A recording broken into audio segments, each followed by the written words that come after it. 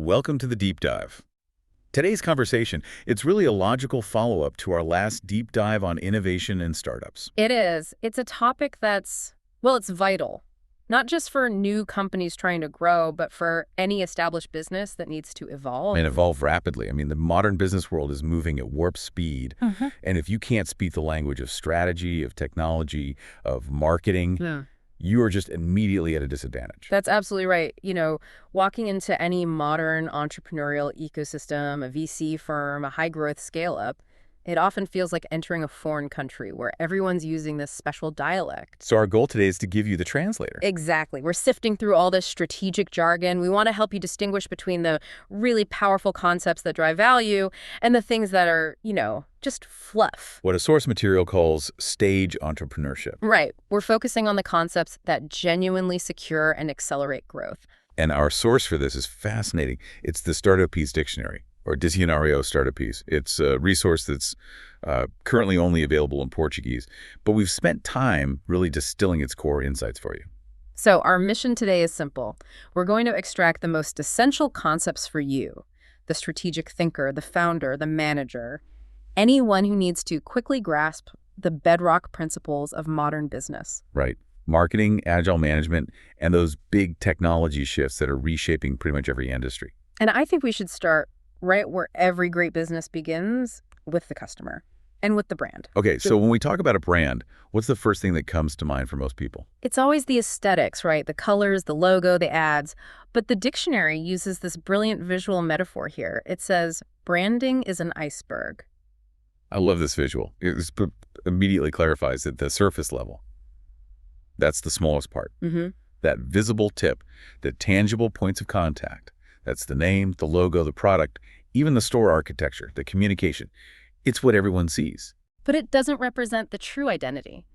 The real power, the true brand DNA, is submerged. It's below the surface. It's down there. That's the intangible stuff, the strategy, the history, the essence, your differentials. It's about how the brand truly relates to the world.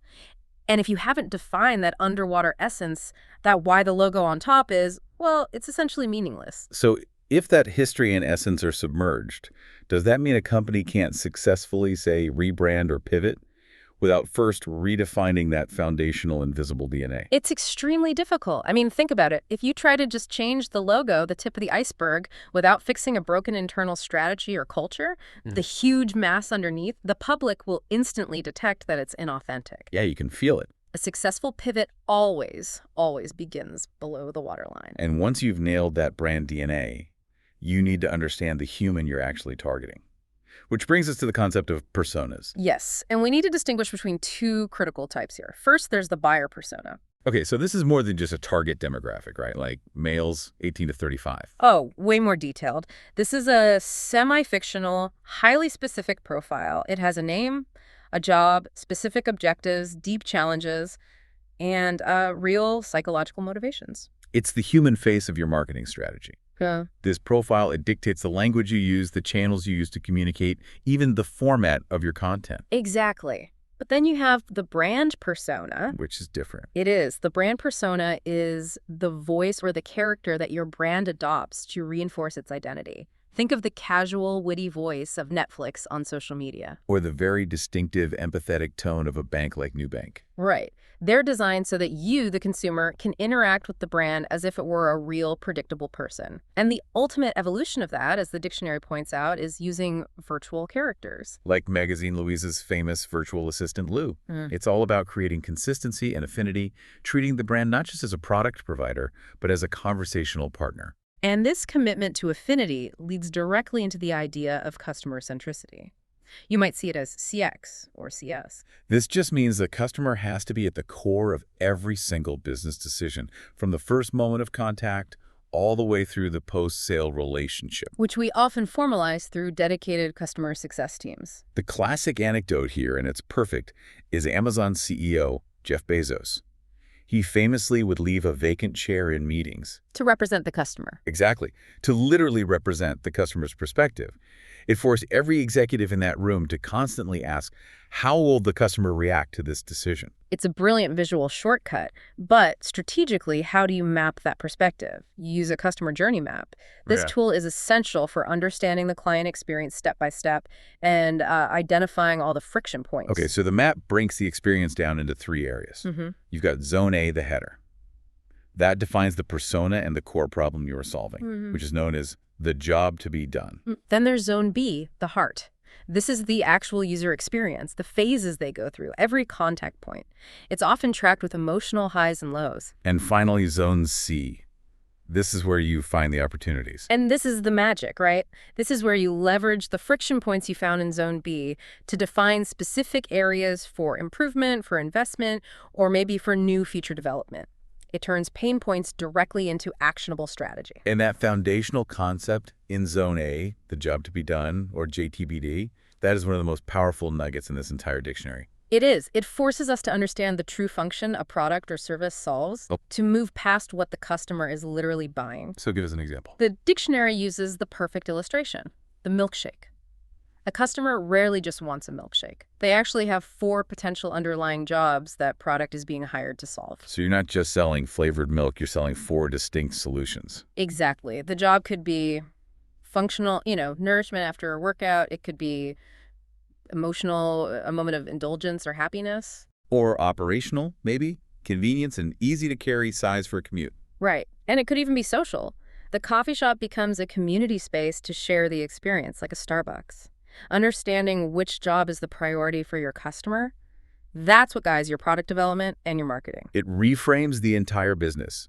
You stop selling products and you start selling solutions to specific human needs. Precisely. So once we understand who we serve, the persona, and why the JTBD, the next strategic question has to be, are our efforts actually moving the needle? Which brings us to how we measure success and manage our execution. And this is where we have to sort the necessary data from, let's call it, digital junk food. You mean vanity metrics? Yes. We have to call out the difference between actionable metrics and vanity metrics. These vanity metrics, they're so seductive: registered users, downloads, likes. They give you the most optimistic image possible. But they're often completely disconnected from revenue or profit or long-term customer value. They give you a buzz, but they don't give you direction. So we need to focus on KPIs, key performance indicators. And the key distinction the dictionary makes is that a simple metric is just a measure, like the number of employees. A KPI is a complex strategic indicator that you create from those basic metrics. Right. So, for example, a crucial KPI for any growth-focused business is the cost of customer acquisition, or CAC. How do you calculate that? You divide your total investment in sales and marketing by the number of new customers you got in that period. That number immediately tells you if your business model is actually economically sound. What's a common mistake you see founders make when they calculate CAC? Something that gives them a false sense of security. They often fail to include the full investment. They forget things like the salaries of the marketing team, the software subscriptions, or even just the time spent creating content. And if you underestimate the investment, your CAC looks artificially low. And you end up scaling an unsustainable business. So to make sure the entire organization is focused on those actionable KPIs, modern strategic management relies heavily on alignment frameworks. Chief among them, OKR. Objectives and key results. This methodology for defining and tracking goals was originally developed by Andrew S. Grove at Intel, but its big moment came in 1999. That's when John Doerr, the venture capitalist, introduced it to Google.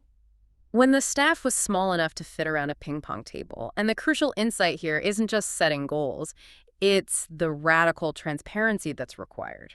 What do you mean by that? Well, when Doerr brought OKRs to Google, the success wasn't just the measurable part. It was that everyone can see how their specific key result, no matter how small, contributed directly to the company's overriding objective. That level of alignment and engagement, that's transformative. Absolutely. And when alignment is in place, the strategic leader has to turn their focus to optimization, which always brings us back to the Pareto principle. The 80-20 rule. Everyone knows the numbers, but what's the strategic application here? Its purpose is just rigorous time optimization. Whether it's 80% of your problems are solved by 20% of your effort, or 20% of your clients account for 80% of sales. It guides you away from diffusing your energy. It forces you to identify the specific high-leverage activities, that vital 20%, and prioritize your investment there for the biggest return. And speaking of high-leverage activities, when speed and adaptation are the priority, companies turn to agile execution methods. A great example is the design sprint. Right, created by Jake Knapp at Google Ventures. The design sprint is a highly disciplined 5-day, 5-stage methodology. And the strategic value. It compresses months of discussion, design, and iteration into one focused week. It culminates in a working prototype and real user testing. You get critical business questions answered before you commit long-term resources. And closely related to that kind of swift movement, especially in software companies, is the concept of DevOps. DevOps is a methodology that promotes continuous, automated collaboration between development teams, the devs and operations teams, the ops. So traditionally, developers would finish a product and just sort of throw it over the wall to operations. Right, and that created huge bottlenecks. The strategic value of DevOps isn't just speed of deployment. It's about minimizing error recovery time and ensuring developers share accountability for the production environment. Which leads to inherently more robust and stable systems. And if we zoom out a bit from these specific methodologies, we find this guiding philosophical framework for entrepreneurs: effectuation. This is an entire mindset based on learning by doing. It gives you 5 key principles to guide that action. We already mentioned the bird in hand principle. Start with what you have, not what you wish you had. But let's clarify the other 4. They're key to adaptive thinking. Okay, so the second is affordable loss. Instead of calculating the maximum potential return, entrepreneurs assess what they're willing to lose and only risk that amount. It frames risk as manageable. And a third. The patchwork quilt principle. Entrepreneurs build their ventures by forming partnerships with self-selected stakeholders, not by competing. They weave resources together like a quilt. I like that. The 4th is lemonade. The principle of capitalizing on the unexpected. Exactly. Unexpected problems or failures, they aren't disasters. They're opportunities to redefine the market or pivot the product. And finally, pilot in the plane. This one emphasizes that the future is not predicted. It is created. Entrepreneurs believe their actions can influence outcomes. They shift away from prediction and towards control. So these principles, they combine internal agility with external adaptability. Effectuation helps us manage the internal chaos, but we also have to manage the external chaos. And the best way to do that is to understand the historical context of change itself. Which brings us to our final strategic segment: the big picture and the future of work. Let's start with Alvin Toffler's concept of the waves of revolution. He wrote about this back in 1980. He described these massive new ways of living and producing that inevitably destroy the old system, like a wave taking out a sandcastle. The agricultural wave lasted millennia, the industrial wave a couple of centuries. And we are now accelerating into the next one, which Klaus Schwab defined as the 4th Industrial Revolution, or 4IR. Right. This transition is built on the digital revolution's infrastructure. It involves the fusion of technologies across physical, digital, and biological spheres. I'm talking about Industry 4.0, the Internet of Things, smart cities. And of course, disruptive technologies like AI, VR, AR, nanotechnology, biotechnology. The key takeaway for our strategic listeners is that incremental improvement is just not enough anymore. Radical innovation is the prerequisite for survival. And to compete in this environment, companies have to manage innovation deliberately. That's why the dictionary introduces the octagon of innovation. This is a powerful analysis tool. It assesses a company's ability to innovate across 8 key dimensions: leadership, strategy, relationship, culture, people, structure, process, and funding. But it's not just a mapping exercise, right? What's the strategic application? What we recommend is using the octagon to identify your single weakest point, the one area like culture or process that's bottlenecking all the others. So you prioritize investment and effort on that weakest link. And you achieve the fastest overall gain in your innovation capacity. It also often highlights the need for open innovation, which is the methodology of innovating both internally and externally. Exactly. You cannot rely solely on your internal R&D team anymore. Open innovation means actively collaborating with employees, partners, suppliers, customers, even competitors. We see this with corporate challenges, platforms like 100 Open Startups. You accelerate innovation by sourcing solutions from outside your own walls. And as technology takes over repetitive and physical tasks, the so-called hard economy jobs, the focus shifts dramatically onto human capital. This is the transition to what Japan calls Society 5.0, or the soft economy. Society 5.0 aims to use technology to radically improve human quality of life. And the resulting soft economy privileges uniquely human skills that machines can't replicate. Creativity, emotional care, curatorship of complex information, and empathy. The strategic implication is a complete reskilling of the workforce. Which defines the ideal profile of the future employee, the T-shaped professional. This profile is the most sought after. It solves the tension between specialization and versatility. The vertical bar of the T represents deep specialization in one field, that hard technical knowledge. And the horizontal bar, that's the ability to navigate various disciplines, communicate across teams, and manage broader skills. They are both experts in their narrow field and highly adaptable generalists. And those skills that form that horizontal bar are the highly valued soft skills. Flexibility, emotional intelligence, leadership, communication. These attributes are absolutely essential for surviving and thriving in the soft economy. They complement, they don't replace deep technical knowledge. So what does this all mean for you, the strategic leader? We've cut through the fluff.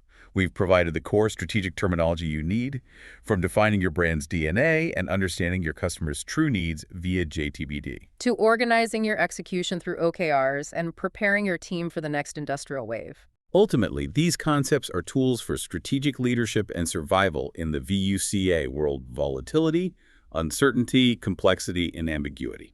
A framework that is becoming more relevant by the day. But, while we focused heavily on frameworks and metrics and high-tech tools, here's a final provocative thought for you to explore. Consider the concept of rapport. Rapport. That seems like a throwback, connecting psychology to the Fourth Industrial Revolution. It does. It comes from the French word rapport, which means to bring back. It's a fundamental technique used in psychology and sales to build an instantaneous connection of empathy and affinity with another person. Okay, so what's the connection?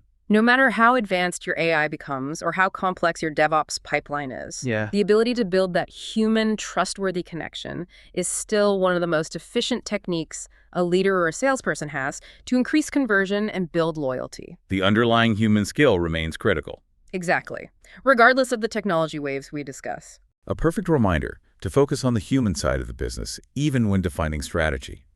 This deep dive was based on excerpts from the Startupese dictionary. You can find this fascinating source material, the book in Portuguese, available now as a free download directly from the author's LinkedIn profile and Letícia Rico. Go get it and keep learning. Thank you for joining us today. We'll see you next time.